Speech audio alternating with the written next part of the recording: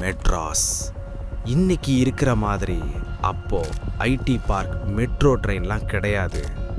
ஆனால் 1980களோட கடைசியில் திருவான்மியூர் பக்கம் ஆட்டோவில் போகணும்னா மக்கள் யோசிப்பாங்க. குறிப்பாக ராத்திரி நேரத்தில் ஒரு ஆட்டோ உங்கள் பின்னாடி வருதுன்னா உங்கள் உடம்புல ஒரு நடுக்கம் வரும். அதுக்கு காரணம் ஒரே ஒரு பேர் தான், ஆட்டோ சங்கர். வெறும் ஆட்டோ டிரைவர்னு நினச்ச ஒருத்தன் எப்படி ஒரு மர்மமான கில்லராக மாறினா? அவன் வீட்டு சோத்துக்குள்ள புதைக்கப்பட்டிருந்த அந்த 9 மனிதர்கள் யார்? போலீஸையே டம்மியாக்கிட்டு அவன் பண்ணின அந்த தில்லு முள்ளு வேலைகள் என்ன? இன்னைக்கு வீடியோவில் தமிழக வரலாற்றையே உலுக்கிய ஆட்டோ சங்கரோட டார்க் ஹிஸ்ட்ரியை தான் டீப்பாக பார்க்க போகிறோம். உள்நோக்கு, ஒவ்வொரு கதையின் ஆழமான பார்வை. சங்கரோட பூர்வீகம் வேலூர். பிழைப்பு தேடி மெட்ராஸ் வந்தப்போ அவன் கையில் எந்த வசதியும் இல்லை. ஆரம்பத்தில் பெயிண்டிங் மேலே செஞ்சான், அப்புறம் ஆட்டோ ஓட்ட ஆரம்பித்தான்.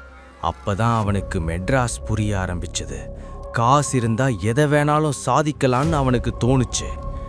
ஆரம்பத்தில் கள்ளச்சாராயம் விற்கிறதுல இறங்கினான்.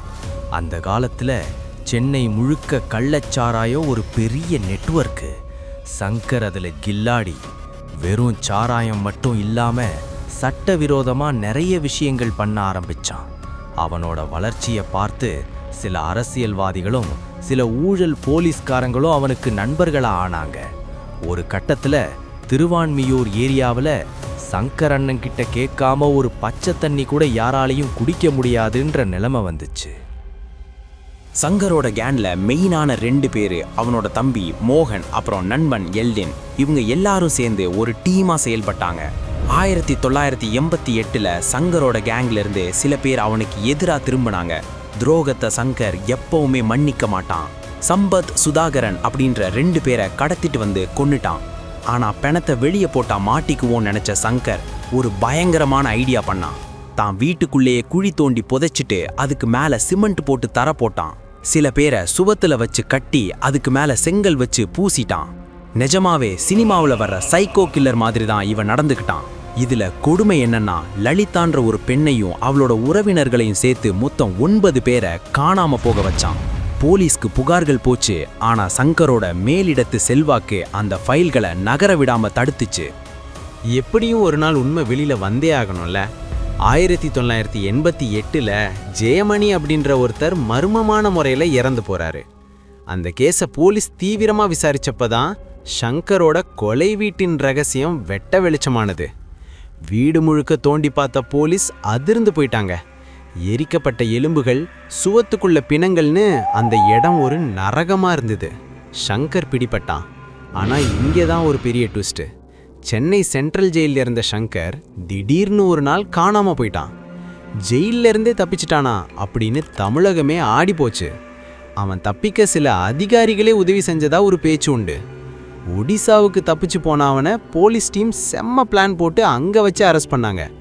இந்த வழக்கு மெட்ராஸ் ஹைகோர்ட்டில் பல வருஷம் நடந்தது. 1991ல் அவனுக்கு தூக்கு தண்டனைன்னு தீர்ப்பு வந்தது. சங்கர் கருணை மனு போட்டான், ஆனால் எதுவும் வேலை செய்யலை. 1995 ஏப்ரல் 27 சேலம் சென்ட்ரல் ஜெயிலில் விடியற்காலை 4 மணிக்கு சங்கருக்கு தூக்கு தண்டனை நிறைவேற்றப்பட்டது. சங்கர் தூக்கு மேடையில் ஏறுறதுக்கு முன்னாடி வரைக்கும் சொன்ன விஷயம் என்னன்னா, நான் மட்டும் தப்பு பண்ணலை, எனக்கு பின்னாடி பல பெரிய புள்ளிகள் இருந்தாங்கன்றது தான். ஆனால் அந்த பெரிய புள்ளிகள் யாருன்றது இன்னைக்கு வரைக்கும் ஒரு மர்மமாகவே இருக்கு. ஆட்டோ சங்கர் ஒரு சாதாரண மனுஷனா வாழ்க்கையை ஆரம்பிச்சு பேராசையால் ஒரு கொடூரமான குற்றவாளியாக மாறி முடிஞ்சு போன கதை இது.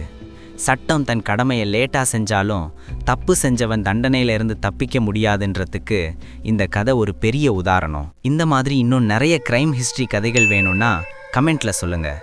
இவரை பற்றி உங்களுக்கு முன்னையே தெரியுமான்னு கமெண்ட் பண்ணுங்கள். மறக்காமல் நம்ம சேனலை சப்ஸ்கிரைப் பண்ணுங்கள். அதுவரை அடுத்த வீடியோவில் உங்களை சந்திக்கிறேன். Stay alert, stay safe.